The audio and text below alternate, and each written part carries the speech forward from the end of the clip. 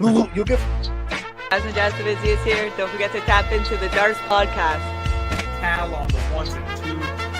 We are live for a fantastic episode of the show. And I am here for a big card. I just don't know what people seen in tape. I'll see you when that cash. The main event of the evening. This is Matt, the Steamroller Frivola. Tap into the Darts podcast for all your MMA bets.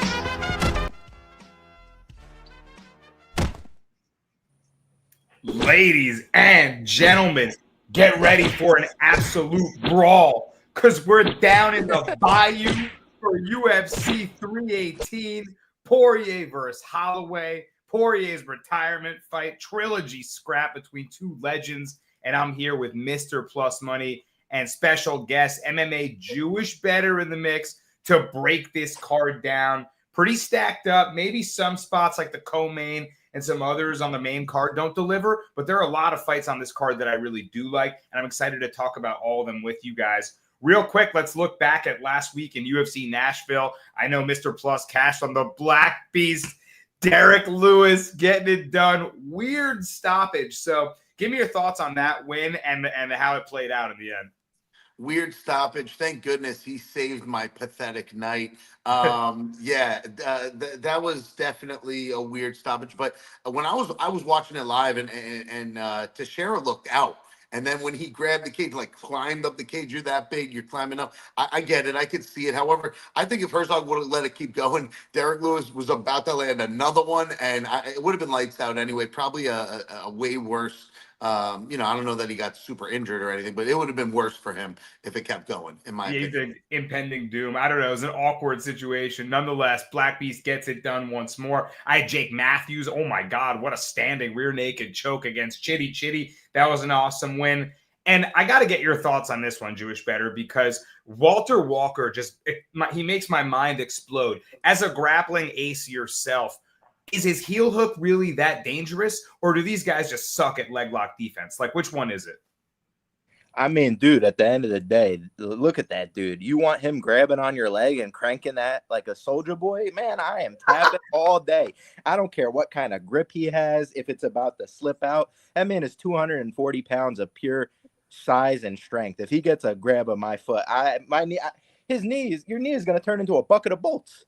I'm good on that. And that entry was smooth, bro. Like, I mean, I wouldn't maybe pull it in a fight. Probably not the highest IQ move, but he knew what he was going for. Right into the 50-50, gets the grip. Not even the greatest grip, just clanks it. Like he just, I wouldn't let that guy grab my leg. That's all I'm going to say. Up against the fence, too. He just pulled it, and it worked. It was nuts. Wild move there. And a couple more reactions I wanted to get into real quick. Wonder Boy, man. I think we all think he was robbed in that one. Stole the second round late, I thought, with that head kick that wobbled Bonfim. And then the third was clear Wonder Boy as he fell into rhythm to me. So I thought he won 2 and 3. Well, what's good with that, man? Plus. Clear robbery. Obviously, he's 42 and maybe going to fight one, maybe 2 more times, maybe none. Who knows what's going on with Wonder Boy? Probably 1 or 2, right? And then Gabriel Bonfim, they just let him step into the top 15 with that W. So maybe they want him to fight better competition. I don't know why. I don't know how you give him the 3rd round. I definitely got robbed on that one, and could have been a better night if Wonder Boy got his hand raised. But I understand it. He's such a class act, even though he takes the robbery L, shakes his hand, puts his hand in the air, tells everybody, oh, respect Bonfim. Come on, man. You kicked his ass that last round. I don't know why Wonder Boy's so nice. He's the best, though. He's he's a gentleman and a sportsman, and I agree. Plus 350, we got robbed. Jewish bettor, one more reaction. Steve Garcia. He looked awesome against Calvin Kattar. Just awkward, rangy, angly, tough to deal with, throwing every look in the book at him. What do you think? Was it Garcia just masterclass, or is Kattar kind of shot, and where is he at in his career? What are your thoughts on that one? I think it's a combo of both, man. Steve Garcia, he just showed up to fight. And Calvin Kattar, he had nothing for him, bro. I actually took a bet on the Calvin Kattar side, thinking, this is a huge step up for Steve Garcia. He hasn't even fought close to the level of competition of Calvin Kattar. And Calvin Kattar looked like he did not belong in there whatsoever. It was a terrible bet. Steve Garcia, the meme machine, just keeping it going. I keep doubting this guy, and he keeps making me pay. So maybe I'll wind up getting the fade on him one day. Or maybe I just stop betting on his fights overall because he's been taking my cash every single time. Hey, he's on a 5-fight win streak by knockout, then goes the distance with a veteran and just dominates him. So shows a lot of really where his MMA game is going. There's 5 minutes on the intro, guys. We got to get into this card. It's UFC 318. Nashville is here and gone, and we have such an awesome main event. But first, we got to stack up some other fights, up the prelims and the other spots in this card. And we're going to do that by jumping all aboard the Mr. Plus Parlay Bus.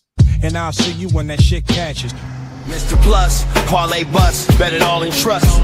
Jabs and hooks, it's all about the rush. Put it down on the underdog, never hush. Odds stack high, feel the thrill, that's a must. And I'll see you when that shit cashes. Celebrate the wins with... We're taking a ride to the cash counter this week. For sure, let's all get there on the Mr. Plus Parlay Bus. It's a plus 140, time to lock in. And I'll be honest, the plus bus has been off the tracks, but it's time to get back on. Like our friend Sally once said, let's get back on the tracks. Here we go, dropping the plus bus. I love that dude, by the way. Shout out to Sally. Jumping on the plus bus. Leg number 1, we're going to start off with Brendan Allen over Marvin Vettori. Vettori has just not impressed me as of late. And Brendan Allen did have the one hiccup in his last couple fights. Obviously, he got to fight one of our favorites, Anthony Hernandez. Fluffy, of course, that was a great fight. And Nasruddin Imavov. But this is a good bounce back spot for him, man. Marvin Vettori hasn't shown us much in his last 4 fights. He's lost 3 out of 4. And, man, I just see a decline for him. I don't see him being a contender anymore. Brendan Allen, on the flip side, can still work his way into the top. I think he's ranked 10th or 11th. I could see him back in that top 7, top 6. And he's great, man. Great grappler. Get you on the ground. We'll take your back. We'll choke you out. Now, Vittori's hard to do that too, but I think this is a great spot for Allen. Let's get back on track. He's a minus 200 favorite for a reason. Leg number 2, jumping up to one of my favorite fights. Give me Kevin Holland, the Trailblazer. I know my boy JB is going to be all over this and talk more about the fight, and we'll let him get into that in a little. Let me just say this about D-Rod. I'm a big D-Rod fan. The dude's a thug, but he's just getting old. It's 38, almost 39. And yes, he's gotten a couple wins. One was over the Ponzinibbio, the last one. I was on him. He's made me money. But the Trailblazer at 170, bro, I just don't see anybody beating this guy until it's the top tier. And D-Rod's just not in that top tier anymore. Trailblazer's going to piece him up. And he's got power in his hands. Don't think just because he's a little lanky and tall, he doesn't have power. He's shown it before. He's got the skills on the ground as well. But I think he keeps this dirty. And he's a guy who will do whatever needs to be done. So if his opponent wants to stand, he's standing with him. So I think this is a great on-the-feet fight for him. He keeps his range, and he's probably going to fuck D-Rod up. I could see him putting him out probably in the later second round because D-Rod's a thug. I don't think he gets finished in the first. Leg number 3 to cash in the bus. I'm taking a warrior that I've cashed on many times before. Give me Roman Kapilov. And this is just a difference of momentum versus a decline. In the last 5 fights, Kapilov is 4 out of 5 dubs. Last 4 fights for Costa, 4 out of 5 L's. He's just not who he used to be. Ever since like that staph infection and all the rumors and the online bullshit, ever since he lost to Whitaker, I haven't seen him the same. And I don't like him anymore. Costa used to look like Ryu from Street Fighter, but Ryu doesn't lose 4 out of 5 fights in a row. He's the face of Street Fighter. It just ain't it. Give me Roman Kopylov by however he wants. He'll make this violent. I see a finish because Costa's going to be there and stand, and he loves to get hit. We're going to see a bloodied up Costa, and Roman Kopylov is going to move up the rankings just a little bit more and break into that top 15 where he should be, fighting better competition. And as soon as he wins, I'll see you when that shit cashes. Hopefully There Cal it can is. chop that up. Thanks, Cal. And Shout out as to plus finishes the parlay bus. In comes Slick Montana to the chat. There he is, ladies and gentlemen. He says he finally made it. Standing our best to Slick, who we said will probably be back in no time. I love to see it, y'all. Fire away, Slick. Any comments you have? We want to know what you're thinking on these fights. And we got to react to some of them. First one, man, on the plus 140, Mr. Plus Parlay Bus, JB. He's going with Brendan All-In Allen against Marvin Vettori.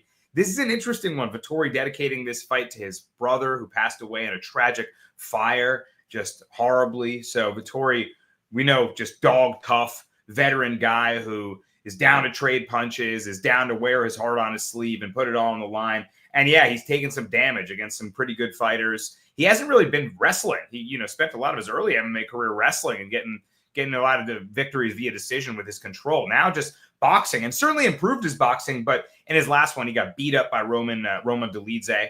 And it's an interesting stylistic matchup against Allen here, who's also on a little skid. So, JB, how are you seeing this fight? I feel like this is actually the sketchiest leg.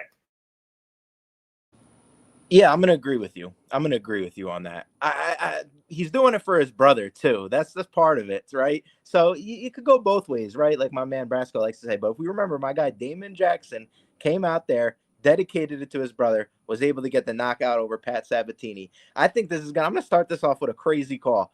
I think Marvin Vettori, the guy that hasn't gotten a knockout since 2015, could theoretically get a knockout in this fight. And it's only because of we've seen Brendan Allen hurt before in these fights. He can kind of get tired as the fight goes along. I wouldn't say, maybe Vettori has like a crazy cardio edge, but he's super durable. We've seen this guy hurt before. And he said in some interviews, now you can't trust the fighter interviews all the time because these guys lie out the skin of their teeth constantly. But he said he's going to go do or die. This fight is not going the distance. So I could see one where he comes in and, really tries to bang it out. Or I could even see a situation where this guy, maybe comes in and tries some wrestling. And I don't think he's the better grappler than Allen, but I do think he's the better wrestler. And if he wants to try and take this guy to the ground, I thought Jacob Malkoun, was putting Allen in some spots where you could have argued Malkoun could have won that fight. And I just see Vettori as a way higher level opponent. I think, Allen, the cleaner striker on the feet, could probably dictate it with his jab. He's the better grappler on the ground, but I think Vettori, could compete here. I honestly do. And the one last thing I'll say is, looking at Brendan Allen's, competition, he's fought some really good guys in and of his own right. But if you look at some of the wins, man, like Bruno Silva, that guy's completely washed. Paul Craig, I think the best win on his record is probably Chris Curtis, and he had to rely on his grappling in that fight and his wrestling. And man, I don't know if he's going to be able to get Vettori down that easy. And Vettori at ATT now. He's on a lot of the juice. I think the guy could compete, man. Yeah, I worry about this one. Plus, I kind of like Vettori as a dog here, doing it for his bro. And like a lot of things that Jewish Better said, I think maybe if Allen can't keep him away with like front kicks and keep him kind of at that kickboxing range, I think that Vettori's pressure might work. He took a lot of damage against Curtis too. Plus, I think you said you think Allen smokes him here. How do you see the fight playing out? Yeah, I really do, man. I hear what you guys are saying, but I've bet on Vettori before and lost coin on him plenty of times. And I gotta be honest, he's an easy fade for me right now. He's not showing me anything. So as much as he's a dog and he's doing it for his brother, I think Brendan Allen, he took 2 L's against, I think, better competition. I don't know why Fluffy doesn't fight more often than for the belt, to be frank. But that's just me. I know he got the 1 L his last fight, but Fluffy's like top tier for me. So that was a great fight, back and forth. I'm definitely taking Brendan Allen here. I got to take a shot. He's got to get back on track. He had like a 6-7 fight win streak. Yeah, he was rolling. I see this as a greasy one. I think 29-28. I think we could be looking at a split. I think it'd be close. But Plus likes Brendan Allen. We're leaning towards Vettori. I think it's going to be a close fight. His next leg on the bus, Kevin Holland. And I'll give my thoughts. Jewish Better, I want you to hold off for a second. But, man, I definitely like your pick here, man. Like you said, 170 Holland is a problemo. And old man Rodriguez, tough as hell. Really, really, really, solid southpaw striker with good MMA skill, but it's overmatched here ultimately. And I'll let Jewish Better break it down further in a second. Kopylov, let's talk about that one first, Jewish Better. Kopylov taking on Paulo Costa in the main event. I kind of agree with a lot of what Plus said. Like, Costa is a curious guy. He's tremendous athleticism and power. He's always had so much talent. He had that brawl with Yoel Romero where we were like, holy shit, this is a guy to watch out for. But he's there to get hit. He's a sitting target, and he's dog tough. He's like a steel box sometimes hitting there. But but he takes a lot of damage. He takes a lot of shots. And I think Kopylov's a guy that can score early and often to every level against him. Unless he finds the power punch and somehow just drops Kopylov, I see Costa getting pieced to probably a dominant decision loss. What do you think about this one? Do you think Costa's got a shot here? Yeah, I do. I think, Kopylov, like, again, the cleaner striker. If you were just asking me gun to my head who I think is going to win, like, I'll pick Roman Kopylov, but the odds don't really, like, indicate that, right? It's minus 200 on a guy in Kopylov who I've seen get tired. I've seen the guy tapped out, but he's obviously improved a lot since these days. And I don't think Costa's really going to try and wrestle here. He's not the best offensive wrestler in the world, but, man, Cesar Almeida, a guy who really couldn't compare to Paulo Costa in a lot of ways, was just, if he knew a takedown defense, if he knew any type of jiu-jitsu, he wins the fight. The guy literally has no semblance of jiu-jitsu. He comes out there, easy takedowns for Roman Kopylov. He kind of gets bailed out. So, yeah, like, I think he's going to be, like, he has more tools in the toolbox. He's the better, cleaner guy. I think he'll be able to stuff the grappling from Paulo. But, yeah, I mean, Paulo, a veteran in the game. He's fought some really high-level competition. And I think there's a, opportunity for him to win this fight, possibly by late finish, just because I've seen Roman kind of slow down in these fights. So that would be my worry on the Roman side. But like I said, gun to my head, I'm going to pick him to win. And, yeah, he could possibly even get the finish, like Plus said. Like, we've seen Izzy, what he did to this guy. And I don't want to compare him to Izzy, but, he has those big kicks. He's a kickboxer, that kind of background. So, yeah, I could see him painting Costa with the body kicks because, he might be strong and have a good chin upstairs, but he gets hurt to the body and, you want to go home. Yeah, I really like that too. Body kick's a key weapon there. But you're right. I mean, Costa's faced really high-level competition. He's just so curious mentally. He plays with his food sometimes in fights. Like the Luke Rockhold is the only win that Mr. Plus said. He's a 1-4 skid in his last 5. And in that Luke Rockhold fight, he had him hurt, and people kind of criticized him not for more aggressively, going for the finish. So he's been weird even in wins, and I really don't know if I can trust him to. That was a weird one, right? Because it was in elevation. Yeah. Plus, are you going to take Kopylov decision, or do you like him to win by knockout? Do you think you can actually put him away? Yeah, I think he can land something late and put him out. I really do. He's got sharp elbows, great leg kicks, great everything, man. Kopylov's all around, like JB said, he's a kickboxer, so that's his specialty, and I think Costa's going to be right there and ready to bang. So he'll get hit. It'll be worse for him. Well, we're talking co-main, and Kerry LX is in here. He says, do y'all hear the "We Want Slick" chants? We do, because Slick is in the chat. He says, man, if Costa doesn't bring out the secret juice, max bet Kopylov. Where is the secret juice? Costa, just one of the funniest guys on social media, too, so he'll always be relevant whether he's fighting or not because he's freaking hilarious. But, yeah, Slick likes Kopylov round 3 decision. I like that very much. Anthony Ramirez is with us. I see you guys. Fire away any questions you have in the chat. We'll bring them up live on the show. And we got to move on to Jewish Better segment. We had the Mr. Plus parlay bus. He's going with Brendan Allen, Kevin Holland, and Roman Kopylov for plus 140. We got to talk about one of those legs that Jewish Better is very much in agreement with. What's the segment, Cal? Matzah money, something like that? Fire it away. What do we got? JB time. We got a segment for him? The suspense. I don't know what it's called. But Jewish Better play of the week. Play of the week. Play of the week. Do we have like a? All right. I don't know if there is one. Okay. I guess go for it unless he fires one away. All right, cool. So look, this is how I'm going to put it, guys. Kevin Holland is the way better striker here. I think D-Rod, maybe in his prime could compete here, but this isn't his prime. He's 38 years old, like my man, Mr. Plus Money said, and I think this is going to be his funeral, man. I think Kevin Holland is going to land a straight right down the pipe and put D-Rod out cold. We know these guys over the age of 38 get knocked out at a lot more often. And even if you don't get knocked out, this guy, Kevin Holland, he showed in his last fight. He got a Darce on the Darce King. He threw out the Anaconda on the Anaconda King, Vicente Luque. And I think there's a new Darce Knight in town, and his name is Kevin Holland, training at Travis Lutter BJJ. Pardon me. I think the guy has good jiu-jitsu too, and I think he could out-grapple D-Rod if this fight gets to the ground. And I could even see D-Rod getting hurt, sticking his neck out like that. And Kevin Holland with those long arms at 170, he ain't getting grappled here. I think Kevin Holland wins the fight, and I think he does it inside the distance. I'm seeing some minus 155s out there, but just wait, be patient. You're going to get some good numbers on that.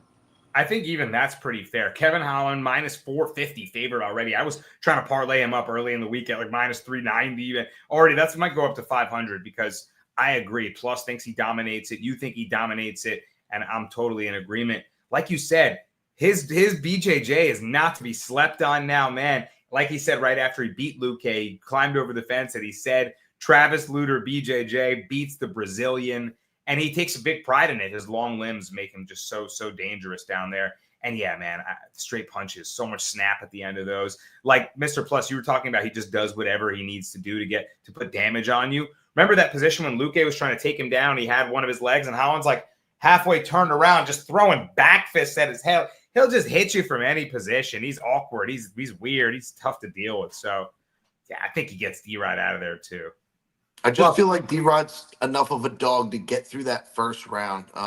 Just it's what I'm seeing. But round 2 could be the massacre and the funeral that Jamie's talking about. Yeah, the round 2 finish. The round 2 finish is good for those big favorites against like tough veterans because maybe they hurt him at the end of one. Like you said, he shows his veteran toughness, and then just too much as it accumulates late in 2, just folds up, and the ref is like, no mas. So I like a round 2. JB, you gonna take round 2? What are your thoughts on that? I think he finishes him in any round he wants. Kevin Holland, inside the distance. He's going to see you at the White House.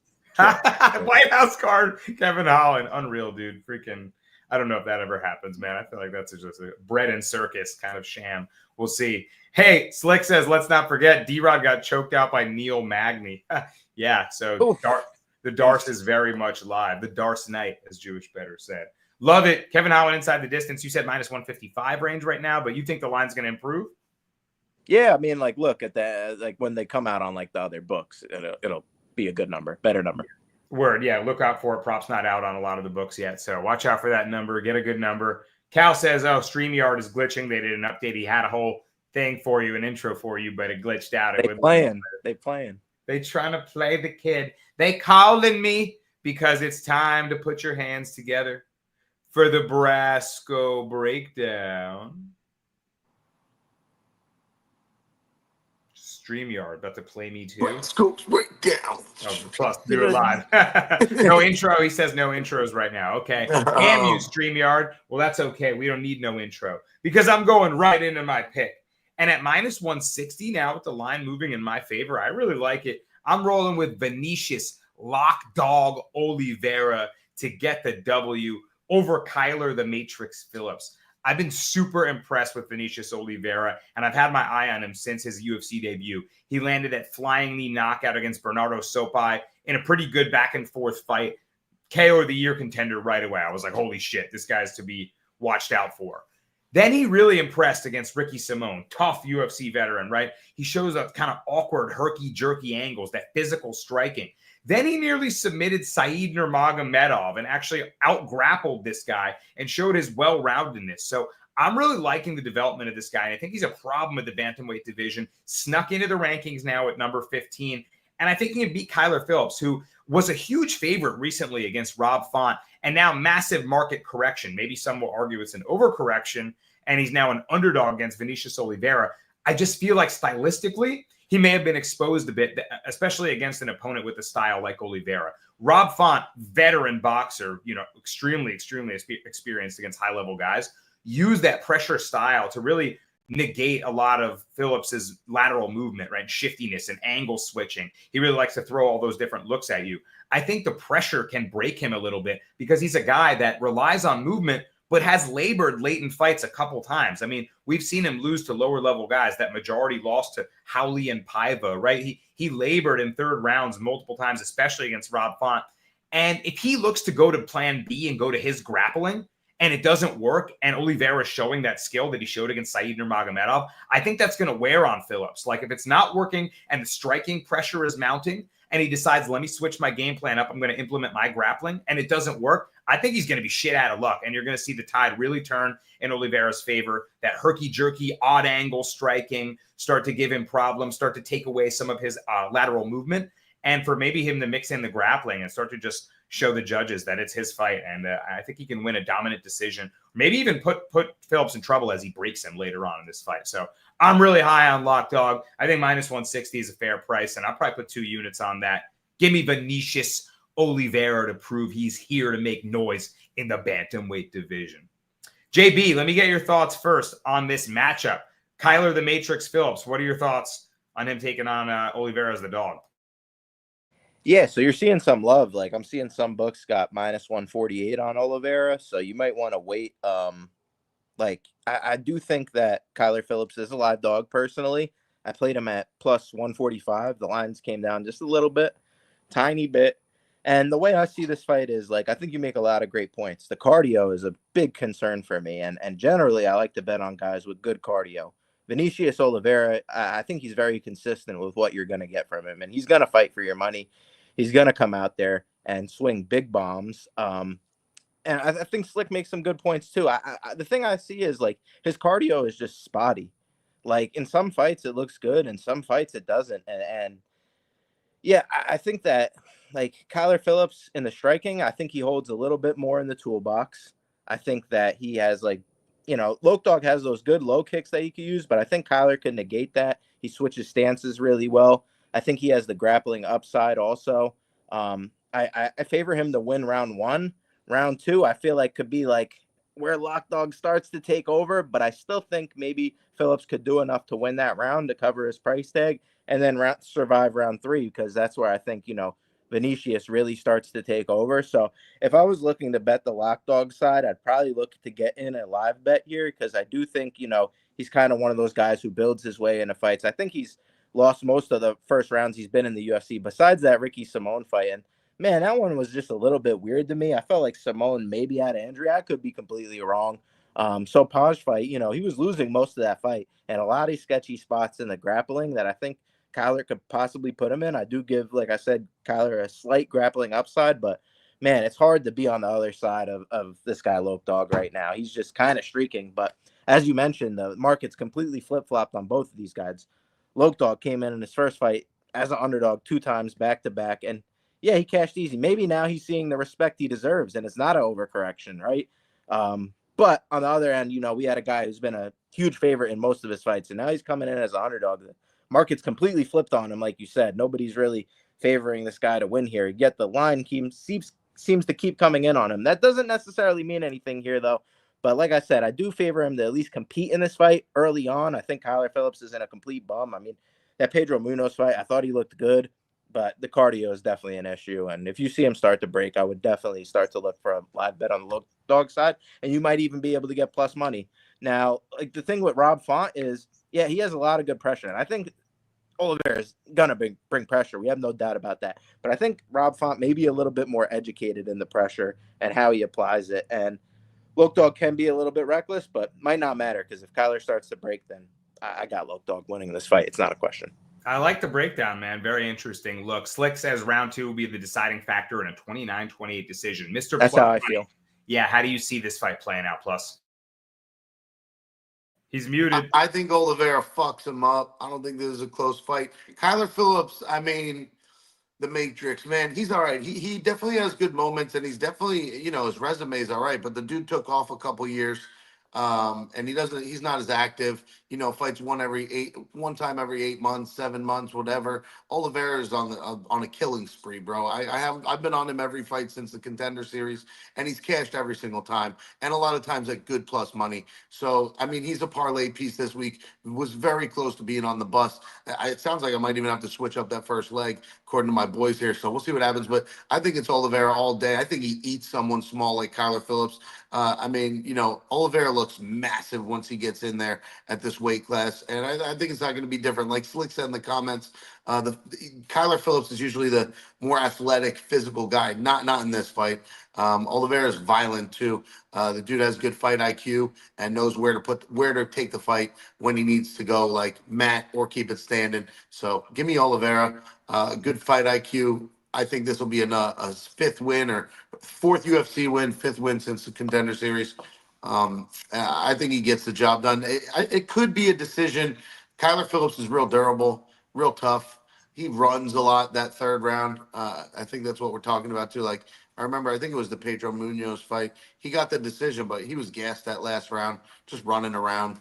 Like JB said, real spotty cardio. So I think Oliveira fucks him up. I don't think this is a close fight.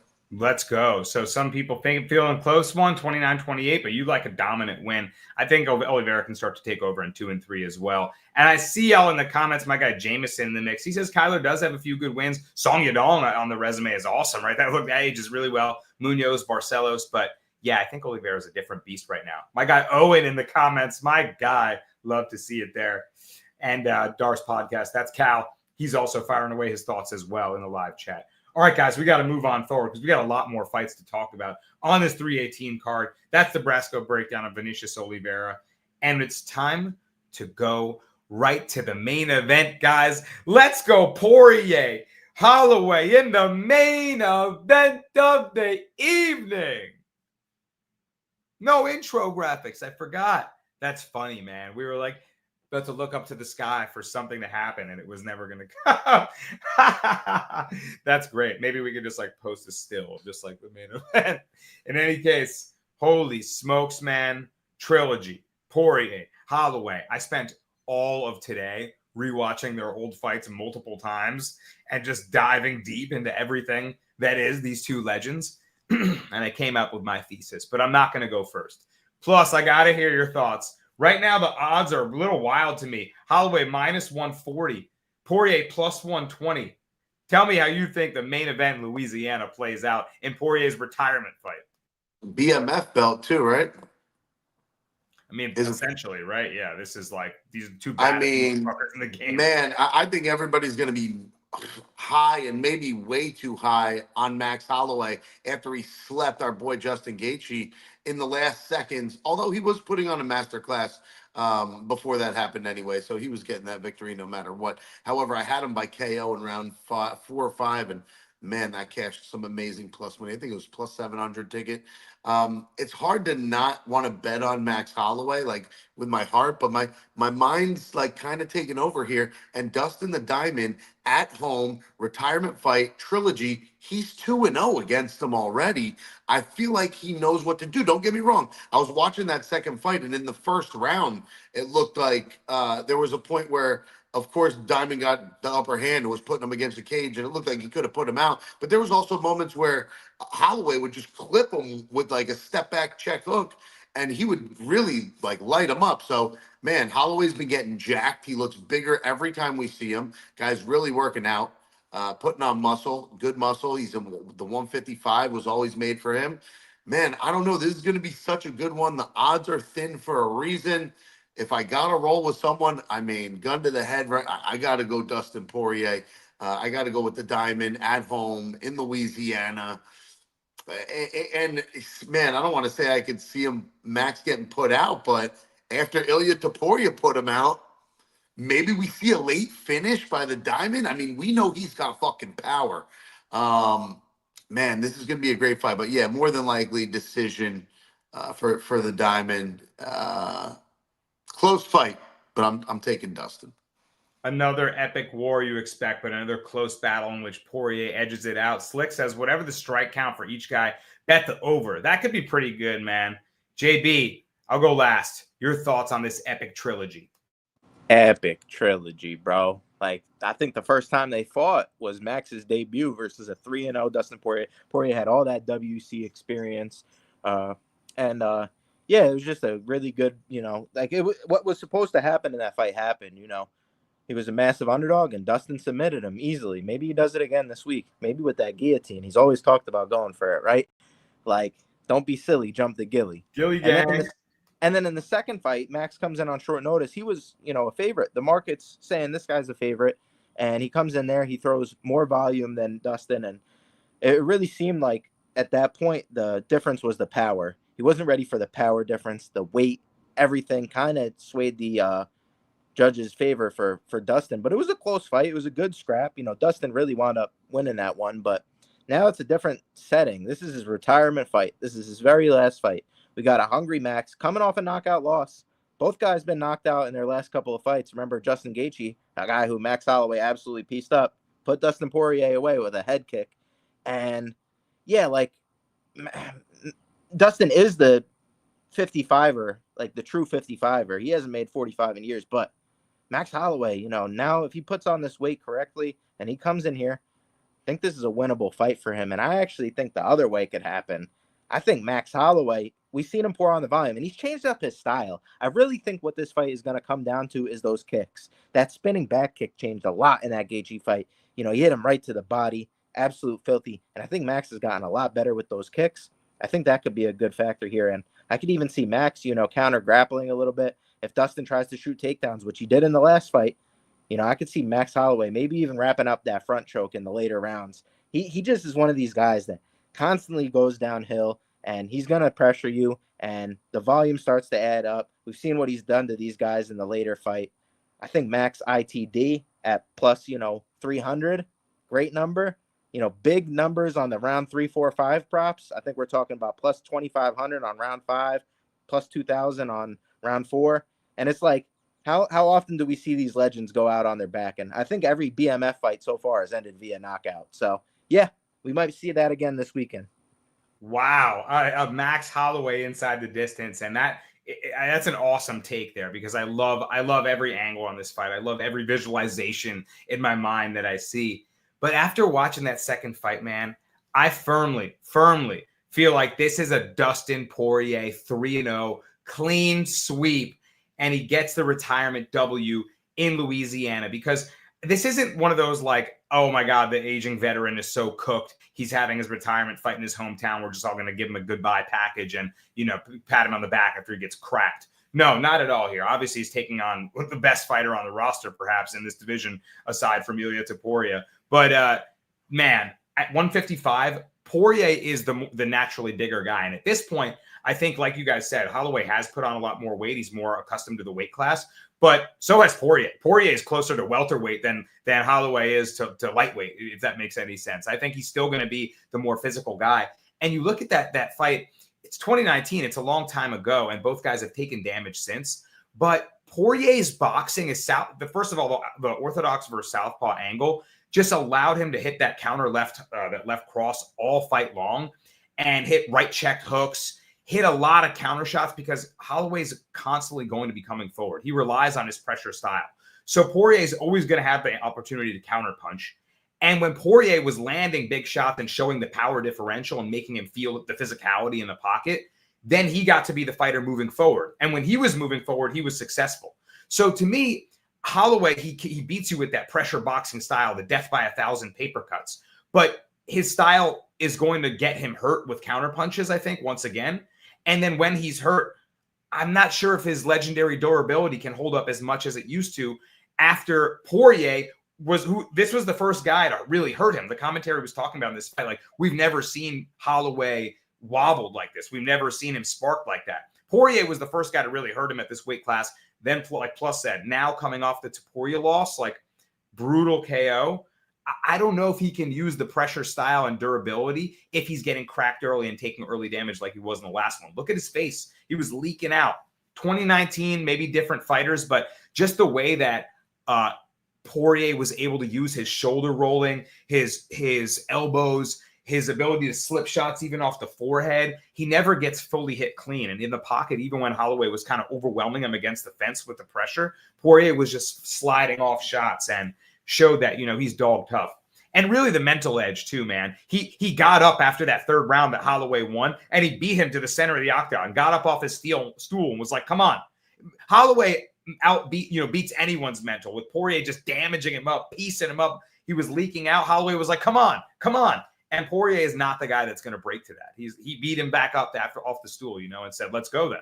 And Holloway was like, oh shit, I met my guy. I think he's met his guy once again. I think Poirier's got the clean sweep in this matchup. That's my diatribe on it. Any last thoughts, JB?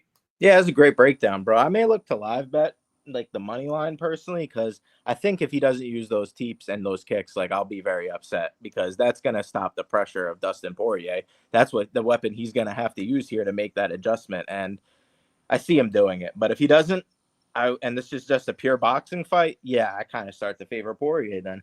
Right. And I think it will be boxing heavy because it's BMF, it's retirement, it's them both want to go. I think they will oblige another bloody fight. I also think Poirier's grappling could look better after going to war with Islam Makhachev and showing some improvements in that department too. Maybe he's able to take breaks in the clinch and just kind of use the physicality. Also, even if he's not winning on the takedown exchanges, to just lay down for a second and reset or like reset the pace, and that really helped him a lot in that last fight too. So maybe he can do that as well. I think it's going to be an awesome banger.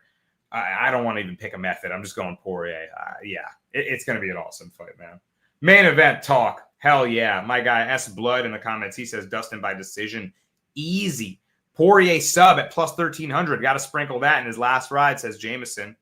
And Slick says, remember that switch that Poirier hit on Islam? That's right, man. That was slick stuff. All right, guys. Great main event talk. Now it's time for some plus money. It's time to talk about the dogs of the week. I know there's no graphics. I know there's no intros or graphics. So. But let's go with you first, Plus. You got an interesting one. It's a weird fight on the prelims. What do you got? All right, I'm going to jump right into this. I just want to say we appreciate y'all being here. I think there's 20-something of you here. Appreciate that. You know what's free? Smashing that like and hitting the subscribe. Make sure y'all do that before you leave. It helps us out with the algorithm. My dog of the week, I'm going to it. Here we go. I'm fading Jimmy Crute. That's what I decided I'm doing. I'm going with Marcin Prachnio.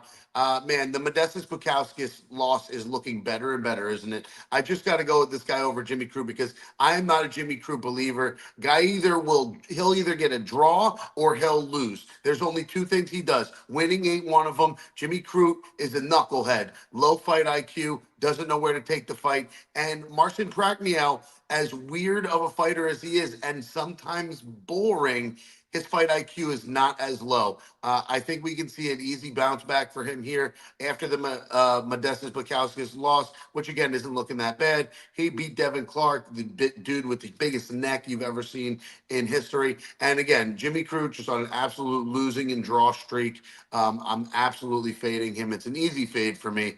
Plus money, plus 200. I think dumbasses are going to throw Crute in some parlays and be very disappointed. Plus 250 on Prachnio, and I definitely don't think you should be parlaying Crute. This is a weird fight, JB, right? Like straight out striker versus grappler, clash of styles. Prachnio's got the bouncy kickboxing, point fighting style. If he stays busy and stays safe, he could do that to a victory against Crute, who's kind of been a lame, simplistic, basic knucklehead striker, like Mr. Plus said. But if he gets him to the ground, he's going to have a big advantage there. Two of Prachnio's last three losses came by arm triangle. What do you think? Can Crute get him to the ground and use that physical grappling, or is he just going to throw up another dud? I mean, if not, he should probably just fucking end it all. Like, like if he can't get this guy to the ground and submit him, dude, he should just give up. But like, I'm never betting Crute here at -2 something. So I got to look toward the other side. Maybe I'll look for that Kimura prop if it comes out. I know my man James shouted that out. I was thinking about that a little bit earlier this week. So yeah, maybe I'll wait to see some numbers on that because we've seen him get it versus Paul Craig. Like, if you're going to go out there and you're going to submit Paul Craig with a Kimura, I think you should be able to submit Marcin Prachnio, but no way I could trust Crute at this stage of his career. He's looked absolutely atrocious, and, Marcin Prachnio at plus 250, I'm definitely going to at least look at it. It's Prachnio or Crute by sub. Those are the only two. You have to find plus money on this fight. That's the only way to bet it. No way you bet Crute -310. Yeah. But you have a book you can bet exact method of submission, Mr. Plus or JB? BetMGM has it. I don't know about in New York specifically because it's a little weird with that. And then Wager Attack also, I believe, offers them. Wager Attack is exact method? Yeah, they do. They sure do. Hell yeah. I'm about to tell people about that. Yep. Fun. DGen bet. Yeah, but Jimmy, you make the best Wager Tag videos anyway. You got to betting Jimmy on Crute. World 365. That was my favorite video ever to make. Jimmy Crute by Kimura, the JB Wager Attack pick of the week. That'd be nasty work. But Plus likes Prachnio. He says Jimmy Crute ain't shit. He expects more losing for him, and if it happens, won't be surprised. Plus 250 there. JB, who's your dog of the week? You're going against me? I think I got to go with Kyler the Matrix Phillips. It's just a hard card to bet underdogs on. I do think Prachnio is one of the live underdogs on this card for sure. Thought about picking him, but Yeah, I'll just stick with Kyler Phillips. I got him at a little bit better plus money. Fucking hard to go against Vinicius Oliveira, though, guys. Take this with a grain of salt. If you're on the Oliveira side, I will say I would look to live bet it, but he might wind up looking like value because the guy's cardio is insane. But Kyler, I do think he could compete. And like my man Slick said, I think it's going to come down to that round 2. Yeah, I agree. I even in my write-up I submitted today, I said I think Kyler Phillips will be competitive until he isn't. I think there'll be a big moment that changes the tide, a big shot, whatever it is, a grappling exchange that doesn't go his way, his cardio starts to wear, something that we see it turn the momentum big time. And I agree. Until then, he might win the first round. He might look really good with that shifty movement, that stance switching, like you said. He's tough to figure out. He trains with O'Malley too, Batista, Marcus McGee. Like, this guy's training with the best in the world. He comes out and loses one fight against Rob Font, a veteran, and now this guy, the streaking hot prospect, and Vinicius Oliveira. It's a really good fight because we're gonna see is the market finally respecting Oliveira like they should, or is this just an overcorrection and this is gonna be a close scrap? Absolutely, I love it, man. All right, man. My dog of the week. I honestly don't have too deep of analysis on this because I haven't taped it enough, but I just have a feeling, so I'm going to throw it out there anyway. First fight of the night. Give me Nicole Cagliari plus 260. I think that she's got a shot here. She has grappling upside. I think she's the physically stronger girl in this matchup that maybe can impose that on the clinch, and when they tangle up, maybe get her to the ground. She also has pretty good counterpunching. She might be able to have a little bit of a power advantage. We know Judice is a volume boxer. She likes to pour on that pressure, but I think you can see Cagliari potentially land some strong counter shots that back her off a little bit and maybe implement some grappling. So I think the odds are way too far apart. I think this is like a 29-28 fight. Maybe I'll look to play Cagliari plus 3.5 on the spread, but I think this could be a closer fight than they indicate. And I think plus 260 is way too wide. Cagliari impressed me even in her early on UFC career. She doesn't look like she's going to be a future champion or anything, but she's got something here. Jewish Better, what are your thoughts on Nicole Cagliari? I think they're kind of screwing her, like, with these matchups, man. Like, they gave her the tall Karascate in her last fight, and we saw, she had trouble getting her down and keeping her down just because of the size. And another tall girl in Judice who, is really tall and can defend those takedowns. It's kind of hard for Cagliari. Now, on the other end, you could say Judice, 5-2. Her best win is against Eunice Dubin. She's only been training MMA for X amount of years. And Cagliari, one of these girls that you cannot underestimate her on the ground. If she is able to get it there, we've never seen Judice in an extended grappling exchange. We don't know what her ground game looks like. And I've seen Cagliari submit a black belt on Contender Series via armbar. Who's to say that Judice doesn't drop her? This fight gets to the ground, she goes for the finish and winds up in an armbar like freaking Puja Tomar, So I think that Nicole Cagliari, man, is live for a submission here. But if she's not able to get this fight to the ground, Brasco, I think her head's going to get kicked into back to Lafayette, Louisiana, where, this girl trains. She's got some nasty striking. I think she's way crisper on the feet, as her nickname ensues. But yeah, when you're talking about a girl who they both went to split decision with Karascate, Carly always fighting close. Maybe this girl finds a way to get around, or find a big position and get a submission. So I'll look at the Cagliari sub, but I think Judice is going to roll here on the feet. I think she's just way cleaner. And I'm even looking at a Judice finish prop. I think she get another head kick KO. She's clean with those. I think it comes in round 2 or round 3, and we might get some really good numbers on that. Yo, interesting. So plus, what do you think? Carly Judice KO or Cagliari sub? I think those are interesting looks. Your thoughts? Yeah, I think this goes the distance, man. Women fights usually do. Yeah, I don't know, man. Carly Judice definitely looked good against a nobody, against the can that everyone was high on from a knockout when she knocked out, the big jacked girl that can't do anything, the fake Kayla Harrison. But yeah, you know who I'm talking about. That's who Dubin knocked out. And then, yeah, Carly Judice, fucked her up. I don't see it, man. I don't see a finish in this one. I do think the dog is live. I remember Nicole Cagliari on Contender Series. She definitely got the sub, but she was just a tough little shit. Even in that split decision, some could say she got that dub. Yeah, this is going to be a close one. I think it goes long, and I see what JB's saying. Both these girls are pretty tough, so I don't know. I don't see either of them getting put out. We'll have to wait and see. Crispy Carly, yeah, like you mentioned, JB is going to be fighting in. She's local in Lafayette, Louisiana. So maybe she looks to show out. She's the big favorite. So tough look. Looking for some value, like you said. It's tough to bet some of these dogs. I like a lot of the favorites, other than Dustin Diamond in the main event. All right, guys. Darce parlay time, man. We did the dogs of the week. Let's come together and lace them up for the Darce parlay. Find the angle, short choke, squeeze a Matthew short choke. And let's go. First leg up is a horrifying one to me, but the price it's like a weird favorite buy low spot. Plus, talk to him. I'm gonna be in and out. Like I'm gonna mention girls' houses. No, I'm just kidding. I'm married. But anyways, Ryan Spann is my pick for the Darce leg this week. I know, guys, this is a fucking tough pick. It's a tough lay, but you gotta trust me on this. Lucas Brzeski is a fucking can. Absolute can. So I'm going with Ryan Spann. It's a tough one. Really tough to swallow this, but I feel like he gets a weird KO with a spinning back elbow in round 1 with 3 seconds left or something like that. I don't know. It's going to be a weird fight. I wanted to stay away, guys. Like Brasco said, I was either taking a super chalky fucking favorite that you don't want to put in a parlay anyway for minus 550, or one of my already legs in the bus. It was just hard. I had to pick a different fight. And, you know, if there's one guy, I usually fade both of these guys, but if there's one guy I fade more, it's definitely Lucas Brzeski. So, yeah. Going with Spann. What a weird trajectory for Spann, JB, from knocking out Dominic Reyes, who arguably beat John Jones, to being on this strange run where Bogdan Guskov is just working him. And like, this guy's just so weird to figure out, man. Like losing splits to Anthony Smith. I actually felt that he won one of those splits, but I don't know. He had potential. He's explosive. He has a huge right hand. Like he can crack Brzeski, who's been cracked by several lesser strikers and put away. What do you think though? Is it worth betting him? I'm scared.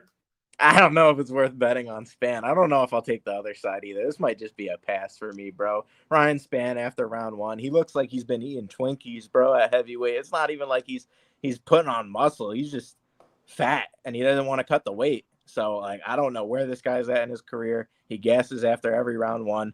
He should probably knock out Brzeski in round 1. But if he doesn't, then, man, this fight could be close, bro. It could be close. And Brzeski decision plus 800, I might have to take a tiny sprinkle. It is so gross, but I'll make one last case. He beat the GOAT, Walter Walker. He's the only man to beat the GOAT, Walter Walker, and not get heel hooked. So this guy has to know something. But, man, I'm just having so much fun right now, dude. I think Ryan Spann knocks him out in the first round. I do too. I think Spann sparks him, but if it goes late, it's ugly, man. I don't think he deserved that win over Walker either, right? I think that was a robbery. It was like a unanimous win, and I thought Walker won it. So yeah, very arguable. His lone win, I didn't even think he deserved. So Plus calls him this saying he's a cannon. He beat Martin Boudet though. He beat Martin Boudet, right? And he lost that. So yeah, okay, he got one back. He won the one he didn't deserve, and he lost the one he didn't deserve. So yeah, there you have it. Brzeski sounds like a Polish beer anyway. The Brzeski can. It's the weakest beer can they've ever made. The Brzeski. We do 4 Brzeski lights. All right, Brzeski light. We're going Spann to fade. We're going against the Brzeski light can. And next leg up. JB, you're going with your guy, man. Easy money. Kevin Holland, he's going to get a Darce choke this weekend if he doesn't put D-Rod's lights out cold. Man, easy work. Easy work, as Patty would say. Kevin Holland, just keep looking nasty at welterweight. My leg, man, good fight here. Give me Dan 50K Ige to round us out. Give us a plus 157 parlay. Look, I actually thought Pitbull had a chance against Yair Rodriguez, and maybe he would look good coming in off Bellator. I feel like a fool, man. I'm going to just admit that and say that I was one of these guys that believed some of the Bellator guys had something for the UFC guys. I love Michael Venom Page, right? Chandler, I remember his explosive victory over a hooker when he came in, and I bet him against Oliveira, and he almost had him at. There was something that some of these Bellator guys had, but I don't think Patricio Pitbull is one of them anymore, man. And I think that he's just too inactive. Like he's just this guy that looks to wait to set up that counter punch. And when that perfect shot doesn't come, he ends up falling behind on the scorecards. I think Ige will be busier. He'll be more active. I think Ige's at the top of his game right now. He's 33 years old. This will be his 20th UFC fight, coming off that knockout of Sean Woodson, a very tricky, rangy opponent that he had to figure out how to close the distance against. I think Ige's just got more looks for him, more activity, more in his arsenal right now at this point in his career than Pitbull does. And Ige's looked really good in a lot of spots. He took that short notice fight against Diego Lopez and won that last round. Like, I'm high on him right now in his career, and I think the opposite of Pitbull. I can't believe I bet him against Yair, and I just expect him to lose like a competitive, not even competitive, like fairly inactive decision, or maybe just get sparked with a nasty punch and maybe just kind of fold up and let the ref step in. So Dan, 50K Ige, I liked it. I got him at minus 170 and immediately moved to minus 205. So I got to feel like I'm on the right side. Plus, what do you think about 50K? I feel like 50K is the side, although I guess Pitbull's style is a lot more like Lerone Murphy if we're talking UFC math. However, Pitbull is feeling the level check already with Yair Rodriguez, who was way too big of a step up. And, this guy was sitting champ at Bellator for so long, but he's also 38. And again, when you're getting over that age, man, I'm turning 37 tomorrow. Like, I would not want to fight a guy that's 33 and could put out volume like Dan Ige. 50K Ige knows what to do, man. I was sad when I'm a Sean Woodson guy. I've cashed on him so many times. It was hard for me to pick against him. And like inside, I kind of knew I shouldn't. I didn't. I went with my let me continue betting on this guy pattern. And Ige took my money. And this week it ain't gonna be like that. Ige's getting me my money back. I'm definitely taking him. I think he's gonna, like you said, put out the volume. I think he's got the power too. He's just younger, he's fresher. Give me 50K Ige, man. And these guys are both coming off of fights 3 months ago. Difference is Ige put Sean Woodson out early, and Pitbull got pieced up the entire fight. I'm going 50K Ige. Yeah, and Slick says in the live chat that Yair was just a really bad matchup for him, almost 6 inches taller than Pitbull, and he throws kicks, which is absolutely true. I just feel like Ige will be really busy in this fight. He's been impressing me even in losses, and I think that he has a durability edge as well. We've seen Pitbull knocked out by lesser strikers, and I think he could land a big punch that changes the momentum in this fight. JB, what do you think about Ige against Pitbull in this matchup? Yeah, I think he could knock him out on the feet. Like, Ige hits hard, he can crack, but I thought that Sean Woodson fight was pretty competitive actually until then. I thought you could argue Woodson was up 2 rounds until he found the kill shot. So yeah, the guy's live for a kill shot at every time, but ultimately I see this as like a low volume kickboxing fight. Minus 170, I don't hate that on Dan Ige. Price is getting a little up there. I think, maybe you look to play Ige KO. Like, I think he could definitely KO anybody in this division, but if not, I think it's going to be a kind of low volume, just kickboxing fight. I don't think anyone's really going to look to mix in the grappling, and maybe I take a little sprinkle on Pitbull by split decision at plus 1,000, like as a hedge. Wow, not a bad hedge at all. Yeah, I think that's his path. He's not finishing Dan. He's not finishing him, and then he's not submitting him. He's not, like, if it's a decision, I think it's close. Dan Ige, like, the only way he loses is close decision. Right, exactly. That's the upside I see, right? Yeah, you have a pretty good chance to win this fight. If not, it's going to be, maybe they'll squeak one out. But I see it in Ige's favor for sure. And we got a Darce parlay for you guys there, right there. Boom. It's Ige, Holland, Span, plus 157. All right, guys, let's talk about the last fights we have at the honorable mentions. And we have Bruno Ferreira swelling up to a minus 675 favorite against Jackson McVeigh, who's going to get his chance now 2 weeks later after his debut. Supposed to happen against Cedricus Dumas, who was unable to fight due to an ankle monitor on his freaking leg that he couldn't get a judge to remove. Insane, dude. Insane. Most insane reason ever. Here is McVeigh, though. Big middleweight fighter, man. He's a huge guy. He looks like he might have some nastiness or grit about him, but he's only 6-0. It's very limited experience. And JB, he's taken on an absolute savage striker in Bruno Ferreira, who also has shown his jiu-jitsu prowess lately on the mat. So I'm worried about him here. I think Ferreira can mess him up. What do you think about McVeigh?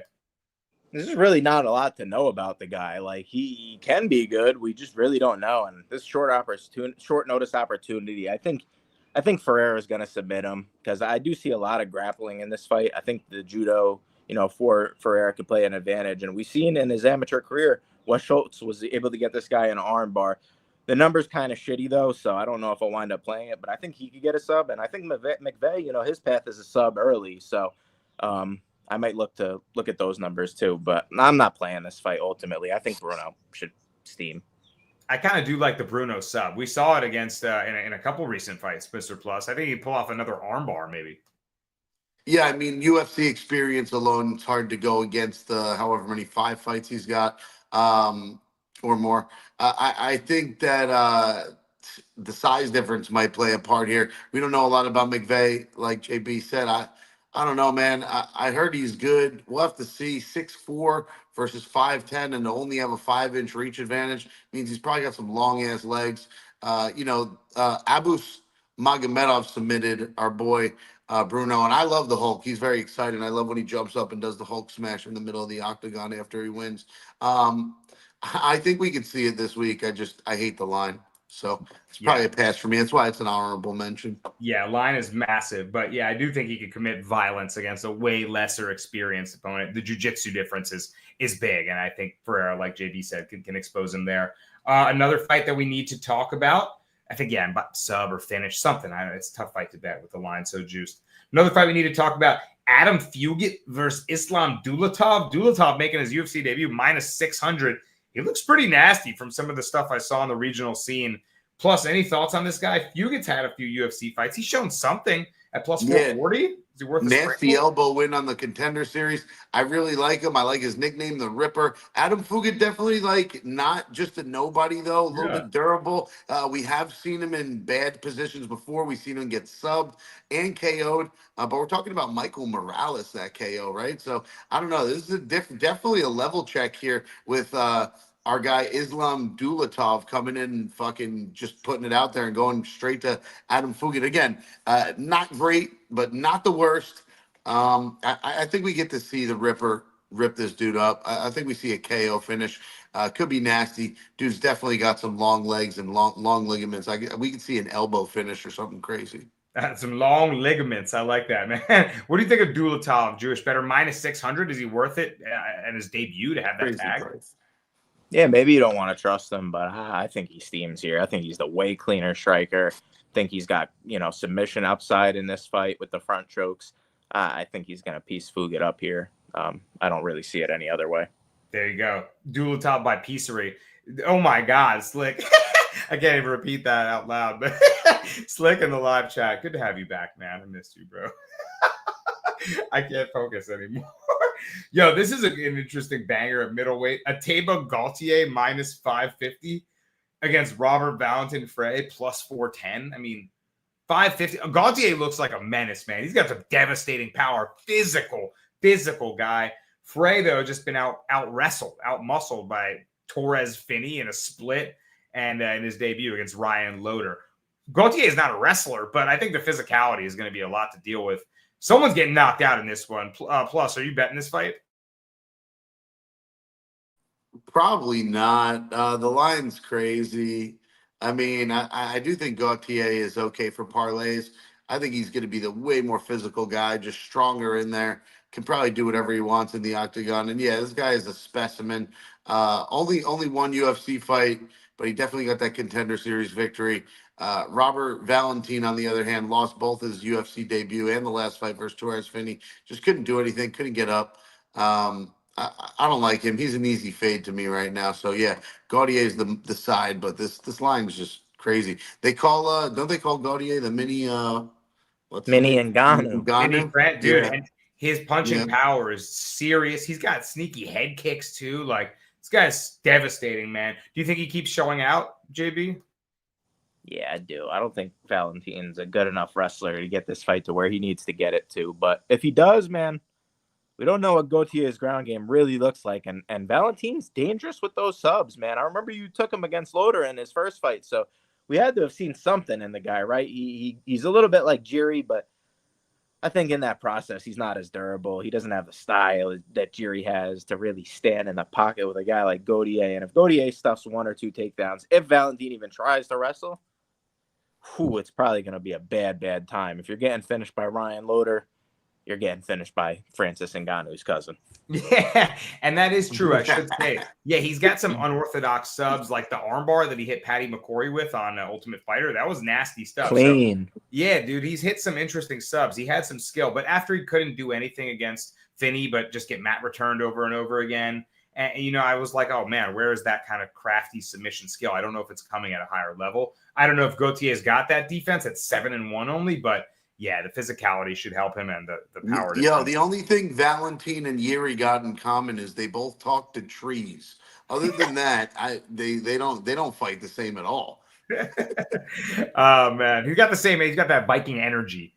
Slick says that I honestly believe you could hit Gautier with a bulldozer and he lives to tell the tale. Yeah, the guy's like made out of bricks. So God is in the buildings. He agrees. Gautier is then God. Next fight, I like this one a lot. I'm betting this one, guys. I like Francisco Prado minus 140 against Nikolai Veretennikov. I think it's a fair price. Prado's only 1-3 in the UFC, but he's like 23 years old. He's learning on the job, and this is his most winnable matchup by far. Veretennikov was in that split decision with Danny Barlow, so maybe people say, oh, he fought Barlow. Barlow was a bit overrated, and I bought the hype too. Barlow was like a minus 400-something favorite in that fight. And he didn't deserve to be, I guess. So I feel like Prado was the more dynamic striker. He's the smaller fighter in this matchup, but he's the more dangerous puncher. And I think he'll be more aggressive. The forward pressure and just the activity and dynamic striking will win him this fight. So I like Prado a lot against Veretennikov. 35-year-old guy who's like 12-6. Like, what are we really doing? Plus, he just feels like a journeyman. They're setting this guy up to win. That's what they're doing. He's 23. He's young, already 4 UFC fights. And all his L's, even the Malarkey one in that time zone 2.5 years ago. And then Zell Uber and Jake Matthews, these are looking like decent L's, man. It's not like he's fighting nobodies, right? He's fighting great competition. I mean, I think the UFC is just fucking like JP said, sometimes they just, you got to walk through the fire to be somebody. You want to be 23 and in the UFC, we're going to put you up against great competition. And that's what we've been seeing for Prado, unfortunately. This, on the other hand, Veretennikov, I think I took him in one of his losses.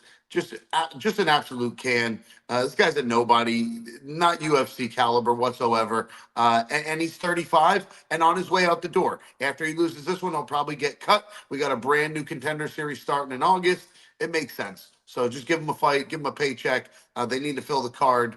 He's going to lose all day. Yeah, Prado should have been on the fucking bus. I might have to redo the whole bus. Just want to let you guys know. Yo, I like a Prado knockout, JB. I think it's possible here. Veretennikov, like you said, pink slip fight. Maybe gets cut after this one. What do you think? Yeah, I'm not as low on I'm not as high on Francisco Prado, honestly, as you guys, to be quite honest with you. I think the guys that Nikolai Veretennikov are actually kind of comparable. Michael Morales, bro. A lot of guys are getting finished by Michael Morales. Nikolai, I know that was a few years ago. Didn't get finished by him. Danny Barlow, I know you said he was a bit overrated, but I still think he's a solid prospect. I could compare him to Jamie Malarkey, maybe even a slight bit better.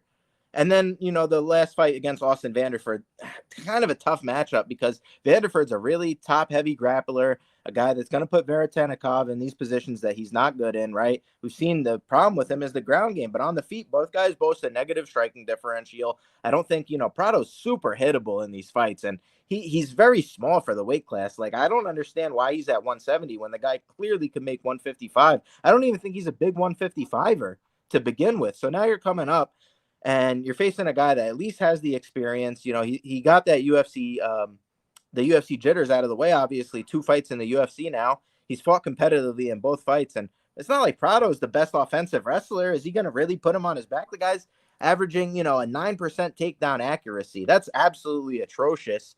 I mean, the guy's striking defense is kind of decent, 55%, but he gets hit more than he hits. And his striking accuracy at 41% is absolutely abysmal. I think the guy kind of just winds up swinging at air, and I think part of that could be because of the size disadvantage. And he's super green, so while I do think he's going to be making improvements at ATT, I just, at 23 years old, not everybody's a Josh Van.